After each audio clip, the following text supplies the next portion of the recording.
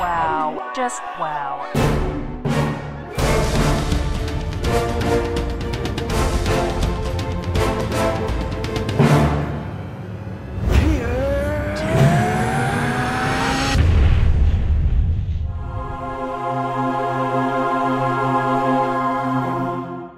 Presenting our next award, producer of harrowing existential drama The Futility of Being, Andy Farrant, and the star of the rock and roll Labrador films, Dan Maw.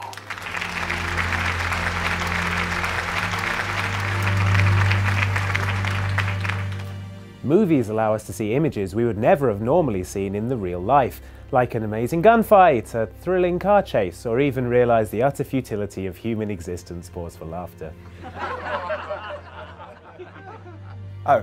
So without further ado, video games and movies overlap all the time. Sometimes the results are pure magic, while other times... So, without further ado, here are the nominees for the first segment in this week's show.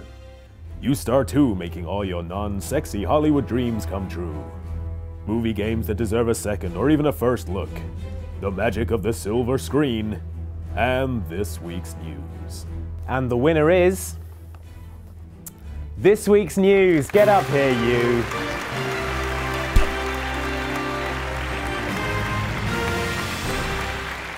Oh my gosh, this is so sudden. Thank you all so much. Oh, I've just got a few things to say. Oh, I haven't prepared anything. But the first thing I wanted to say was concerning a fairly popular game series you may have heard of called Gears of War. You know the one, cover-based shooter, cinematic action, massive necks? Yeah, that one. Well, it's now been confirmed that Gears of War 3 will be hitting shops, probably quite literally if Epic's Cliff Bleszinski has his way, on 20th of September. Not that you'll have to wait that long to play it though, as the other prong on this two-headed news fork is that the public multiplayer beta for the game will be kicking off from mid-April. This will give you, the handsome and discerning Xbox Live community, the chance to experience 3 new Versus multiplayer modes on 4 new maps, and help shape what's sure to be one of the year's biggest blockbuster games into the bargain. Currently, the only confirmed way to get into the beta is by buying the special Epic edition of insane shooter Bulletstorm, as if you need another reason, but stay tuned for more updates. But that's not the only news coming out of the Microsoft Spring Showcase in San Francisco this week. It's also been announced that Fable 3 will be getting a new piece of DLC called Traitor's Keep, possibly revolving around some traitors who live in a keep. Okay, we're not entirely sure what the story is, but we do know that you'll venture into 3 new levels called Ravenscar Keep, Clockwork Island, and the Godwin Estate, taking on new quests and encountering a mysterious prisoner. How mysterious remains to be seen, although our money is on very. Traitor's Keep hits on the 1st of March for 560 of ye old Microsoft points. Speaking of Fable 3, which we were doing just then, if you recall, a popular Albion pub game is coming to Windows Phone 7 this March in the form of Fable Coin Golf. According to this ancient scroll we found with the press release on it, Fable Coin Golf draws upon the wealth of traditional British pub games. We're assuming the likes of shove halfpenny and bar billiards rather than round dodging or car park fighting. Any gold you win can be transferred to your Fable 3 game, and you can unlock 3 exclusive weapons that can be used in the Traitor's Keep game add-on in order to teach that mysterious prisoner a lesson. Or help him out if he's good. Man, why does he have to be so mysterious? Hey, I'm not done yet. I want to thank my publicist, my nutritionist.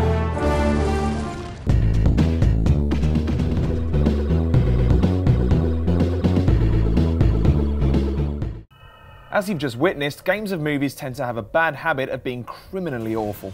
These days, it's usually down to ridiculous pressure on the game's developer to get it out at the same time that the movie releases, which gives them very little time to do much more than create a convincing model of the film's lead, and then shunt virtual Halle Berry around a bunch of generic locations while they question why they ever got into the industry in the first place.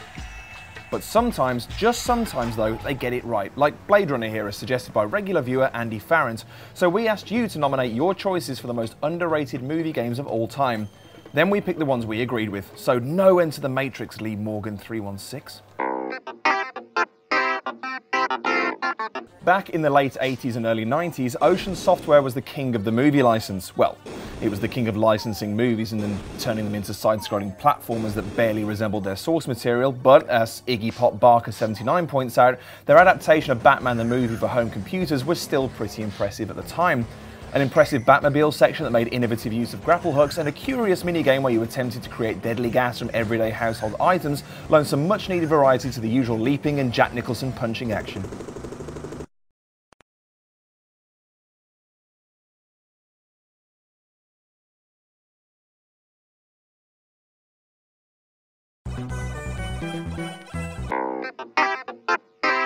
To be fair to Ocean and to Lincoln who suggested this next entry, it did have a good stab at doing something different with 1991's RoboCop 3, which ended up coming out a full 2 years before the movie's release due to the studio that owned it going bankrupt. 3D gaming pioneers Digital Image Design took an early stab at first-person shooting and driving, and even utilised its flight sim expertise for a sweet jetpack section. Amiga Format said it was one of the most original film licenses around for a long time, and the movie? Appalling rubbish. I'm gonna hide this tape when I'm finished. If none of us make it, at least there'll be some kind of a record. John Carpenter's claustrophobic masterclass in tension and creative body horror had to wait 20 years for a game adaptation, and while it came and went with minimal fanfare, Exiled Assassin and a fair few others among you remember it very fondly. The Thing is a squad-based survival horror that picks up directly after the bleak conclusion of the movie, recreating the paranoia and hostility of the killer alien-riddled Antarctic environment effectively, and cleverly incorporating key scenes from the movie, such as the infamous blood test scene, as game features. Of all the games on the list, this is the one that's crying out for a remake the most. The big city, I've been asked to relay a request from the Gramercy Rifts. It's a special for the Warriors. As one of just 2 movie licenses that legendary publisher Rockstar has acquired using the vast reserves of money it's no doubt amassed from the GTA series, you'd expect the Warriors to be a cut above the usual cash-in.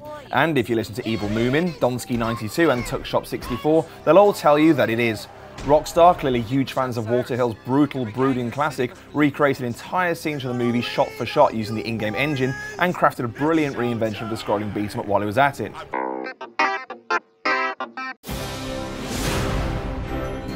If there's one word that can be added to the phrase game of the movie to instill the listener with an even greater sense of dread, it's children's. It's so often the case that games that cater for younger audiences are incredibly patronising, simplistic affairs that completely ignore the fact that most kids have the sort of reflexes and dexterity that make most adults look like rusted up androids. Fortunately, and as Kings Fozzie and Jan Foster so keenly recognise, the game of Pixar's tremendous, award-gobbling Toy Story 3 lives up to the movie's quality, humour and broad appeal, providing 2 separate and surprisingly accomplished game modes that offer dozens of hours of beautiful-looking fun with Woody, Buzz and the rest of the Made in Taiwan gang. Now, this is the last in the present series of the NExUS, but we'll be resuming community top 5 duties when we return later in the year. If you have any suggestions for future top 5 topics, tweet them at IXNExUS. So, Dan has shown us that not all movie games are terrible, but what about game movies? Colonel, have you lost your mind? No. You've lost your balls. Oh, right. But they're not all like... Mother, you're alive. Too bad you will die. Surely there must be a decent movie adaptation of a... Hey, where's Billy? What's up, chicken butt? Fine, there have been no good movie adaptations of video games. At least you can now get your own back by screwing up some movies yourself in Yoostar 2.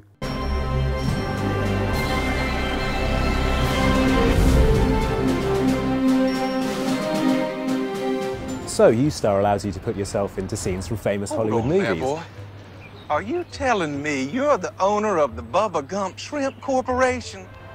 No, that's not what I said. I said that it allows you to put yourself into scenes from... Boy, I heard some boppers in my time, but that tops them all.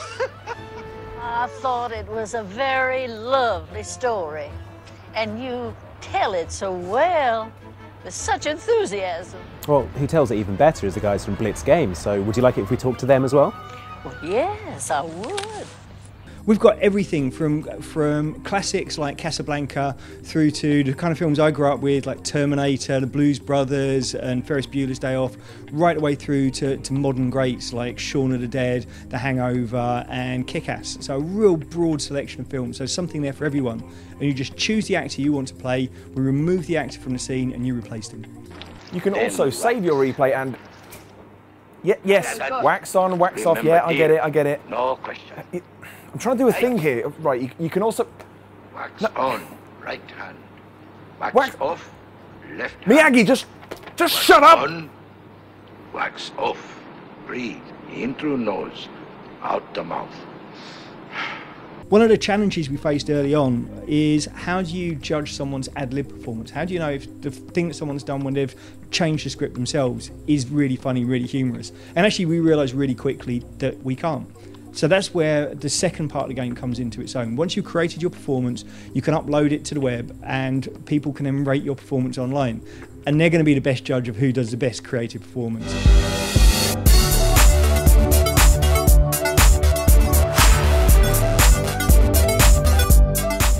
So that's Yoostar 2 coming to Xbox 360 and Kinect very soon. You going to be picking that up, Dan? Do you mind? I've got all this important paperwork to get through. Oh, okay. Do you know when it's out? 11th of March, all right.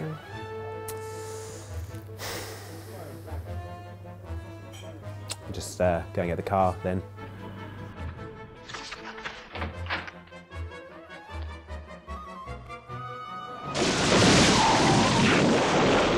Oh, my precious paperwork.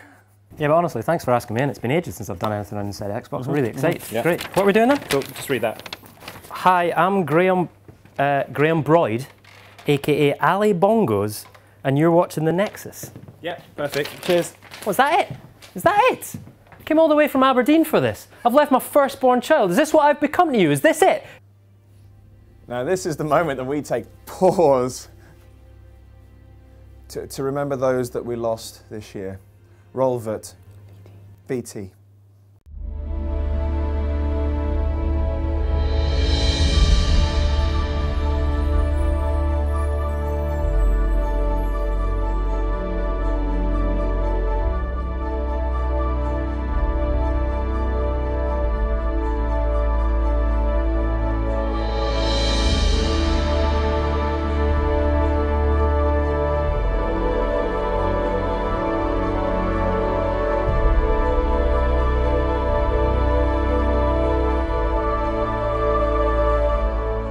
And of course, not forgetting the Academy Fellowship Award. Yeah, this is the highest honour the Academy can bestow, and this year goes to...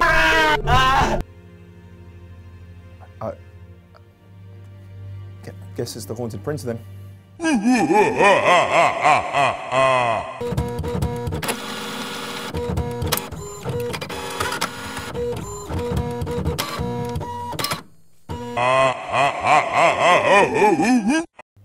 Yeah, no one likes a show off, mate. See you next series, folks.